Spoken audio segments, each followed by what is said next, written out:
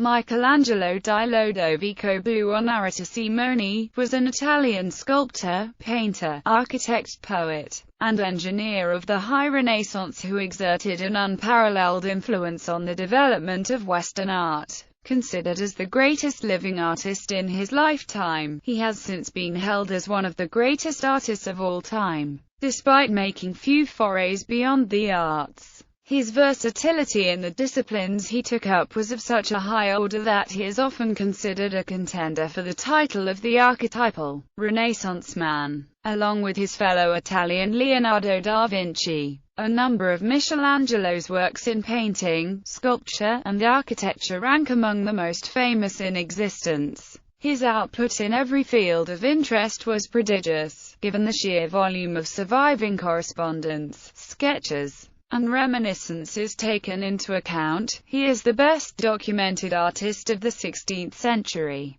Two of his best-known works, the Pietà and David, were sculpted before the age of 30. Despite his low opinion of painting, Michelangelo also created two of the most influential frescoes in the history of Western art: the scenes from Genesis on the ceiling of the Sistine Chapel in Rome, and the Last Judgment on its altar wall. As an architect, Michelangelo pioneered the Mannerist style at the Laurentian Library. At the age of 74, he succeeded Antonio da San Gallo the Younger as the architect of St. Peter's Basilica. Michelangelo transformed the plan, the western end being finished to Michelangelo's design, the dome being completed after his death with some modification. In a demonstration of Michelangelo's unique standing, he was the first Western artist whose biography was published while he was alive. Two biographies were published of him during his lifetime. One of them, by Giorgio Vasari,